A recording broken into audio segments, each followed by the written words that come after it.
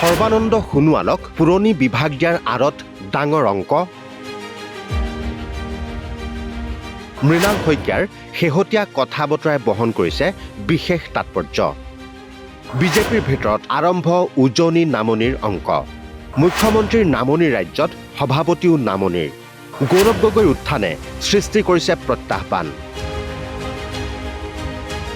উজনি অসমৰ ৰাজনীতিত ব্যাপক পথ পৰিৱৰ্তনৰ ইংগিত। ইফালে বিজেপিৰ প্ৰতি দিনে দিনে খং বাঢ়ি গৈ আছে আহোম জনগোষ্ঠী আৰু চাহ জনগোষ্ঠী লোকৰ। ৬ জনগোষ্ঠীৰ জনজাতিকৰণৰ নামত চৰম প্ৰতাৰণা, সমষ্টিৰ পুনৰ নিৰ্ধাৰণ, কা আদিৰ বিষয়ে বিজেপিৰ প্ৰতি খং ক্ষোভ আদি বৃদ্ধি কৰিছে উজনি অসমৰ ৰাইজৰ। যোৰহাট সমষ্টিত গৌৰৱ গগৈৰ বিজয়, ডিব্ৰুগড় সমষ্টিত লুৰিণজ্যোতি গগৈৰ উত্থান, শিৱসাগৰত অখিল গগৈৰ শক্তিশালী ভেটিয়ে এতিয়া চিন্তাত পেলাইছে দলটোক। গতিকে ২৬ৰ বিধানসভা নিৰ্বাচনৰ প্ৰতি লক্ষ্য ৰাখি বিজেপিয়ে ৰচনা কৰিছে নতুন ৰণকৌশল।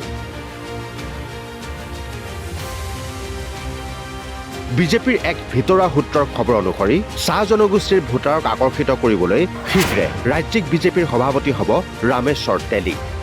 আনহাতে ২০২৬ৰ নিৰ্বাচনৰ পূৰ্বে ৰাজ্যৰ ৰাজনীতিলৈ উভতি আহিব সৰ্বানন্দ সোণোৱাল। উজনি অসমত হেৰুওৱা গৌৰৱ উদ্ধাৰ কৰিবলৈ নিৰ্বাচনৰ পূৰ্বে সৰ্বানন্দ সোণোৱালক উভতাই আনিব বিচাৰিছে বিজেপিয়ে। গতিকে এতিয়া নতুন বিভাগৰ দায়িত্ব দি ৰিস্ক ল'ব বিচৰা নাই বিজেপিৰ কেন্দ্ৰীয় নেতৃত্বই। কি হ'ব মুখ্যমন্ত্ৰী হিমন্ত বিশ্ব শৰ্মাৰ?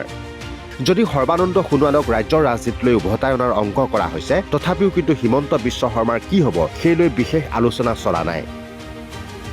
২৬ত মুখ্যমন্ত্ৰীৰ প্ৰাৰ্থী কোন হ'ব সেয়াও স্পষ্ট নহয়। কেৱল উজনি অসমৰ হেৰুওৱা গৌৰৱ উদ্ধাৰৰ বাবেহে কৰা হৈছে এই বিশেষ অংক। কাৰণ সন্মুখত এইবাৰ থাকিব ৩ Gogoi. News desk NZ news.